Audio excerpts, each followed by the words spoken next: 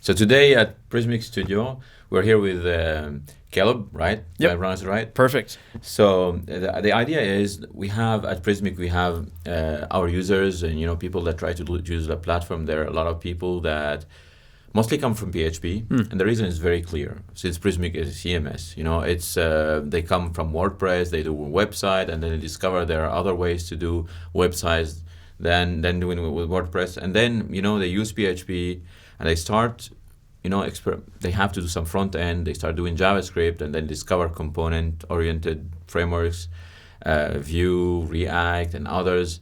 And then they start asking themselves the question: should I move completely to JavaScript, or should I do half PHP, half JavaScript, or whatever it is?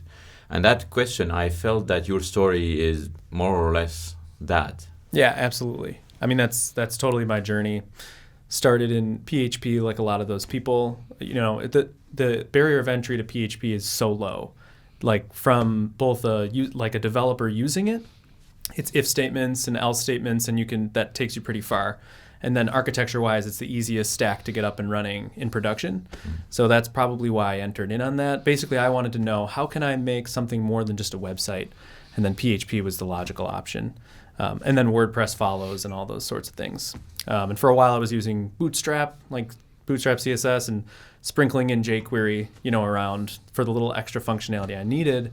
And then Vue.js came along for me, and that was the first component-driven framework that really hooked me, because it's so simple and so clear to someone. But did you start with Vue right away, or did you try others? I tried Angular way back. I think Angular 1, I saw the splash page because I was hearing about it at meetups, and it showed that NG model, where you can just bind a piece of data and then echo it out. And it did click, and I did the hello world, and it was this big aha moment.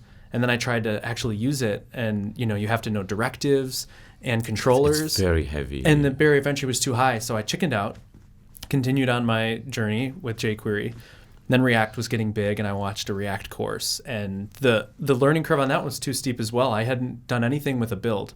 I hadn't used NPM or anything like that. So just the fact that I couldn't just drop it in a CDN and be productive was a big barrier for me.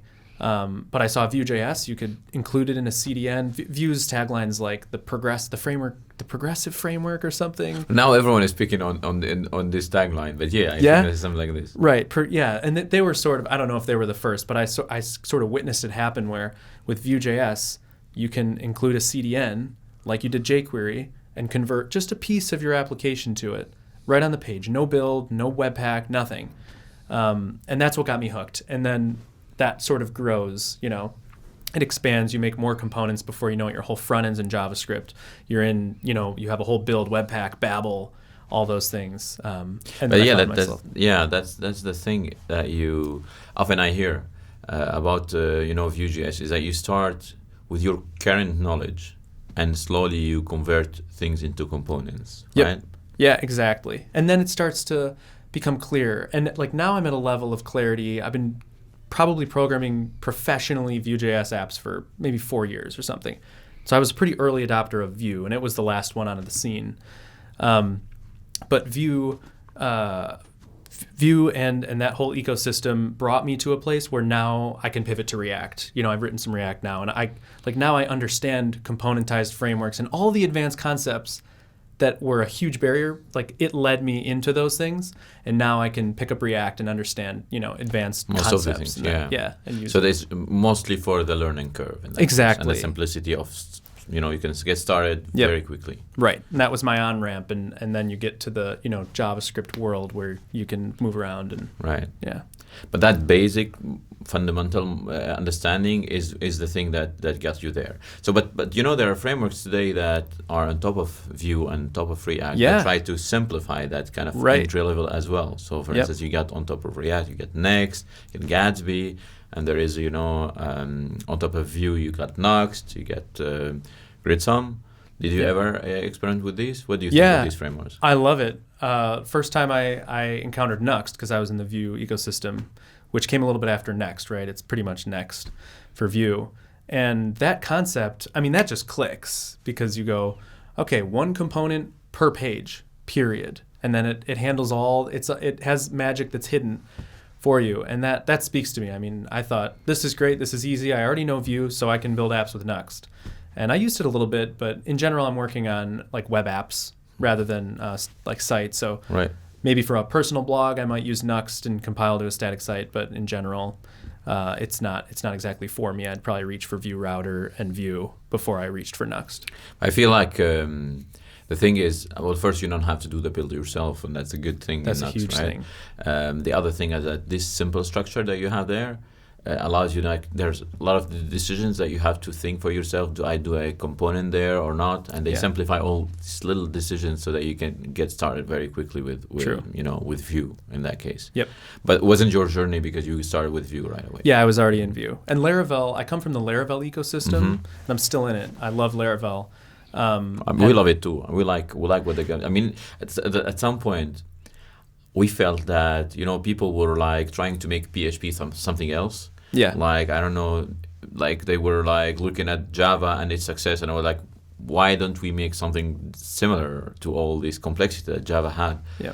And I felt Laravel wasn't that. Right. It was like, who cares? We can do a framework productive with some opinions that are not trying to make copy anything, but just it's go in with a simple way instead of trying to do something else.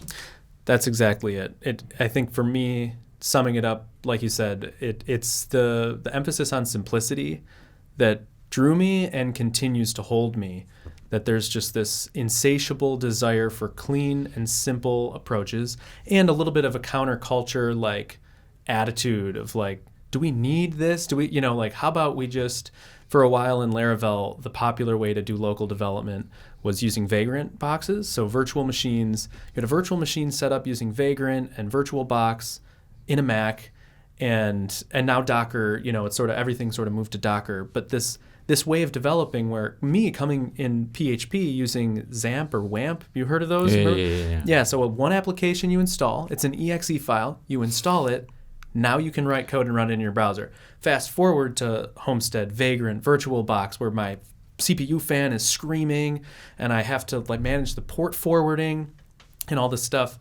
And one of the top high up Laravel devs, the creator of Laravel, saw what he did, and he would just do PHP's built-in server. So you type PHP/s maybe, I think, to serve it, and it gives you a local host endpoint, and you're done. And he's like, what? You don't use? He's like, why would I use Homestead? It's one command, and then I'm done.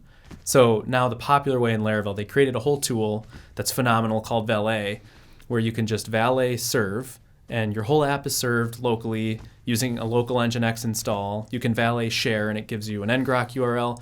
Anyway, all this to say that it's this constant culture of like questioning the status quo. Does it have to be this complex? Do we need all this infrastructure? Can we do this more simply? And I think that's just a core belief of mine, is that the most simple solution will win eventually in the long haul. And that's why I love Laravel. Yeah, and that what I notice often is that we start with something simple and then we add layers on it. Right. And at some point, it's important to get like this look to say like, do we need to do all of these kind of things? Or maybe we need that. But these new people that are starting with the framework, do they need to install all of these to be able to start a Hello World example? And that's when you see like you're maybe failing to the new users or to the new developers that are trying the technology, right? Like the same way that Angular for you. Yeah, right. You started there and you understood, you liked the approach. Yeah. But you couldn't try. I remember, in Angular, you can maybe in an app you can maybe get an app running, and the moment you have a problem, you need to understand all these things that exist. Directives, the binding, the life cycle. It becomes so complex that you stop there, right? Yep. So. Then from the other side, so you made that move, right? And you still now using PHP. You didn't move to JavaScript. Basically, you're still using on the Laravel. back end. Yeah. Laravel on the back end. So you use Laravel on the back end, and then Vue on the. It's a little dicey what I use right now. I'm in a bit of a transition point, but let's just say that the last company I worked for, all the apps I wrote were Laravel on the back end and Vue.js on the front end. So either maintaining like a monorepo style where you maintain your own API and the Vue, almost like a Vue SPA, but with cookie sessions. So the Vue would call out to your own API, get its data. And let's do maybe its thing. detail that more in the next video. We try to keep the videos smaller so that people can, choose to watch one and not the other. So the next one, let's try to detail the architecture Let's that do you're it. working on. Yeah. Cool. Thanks.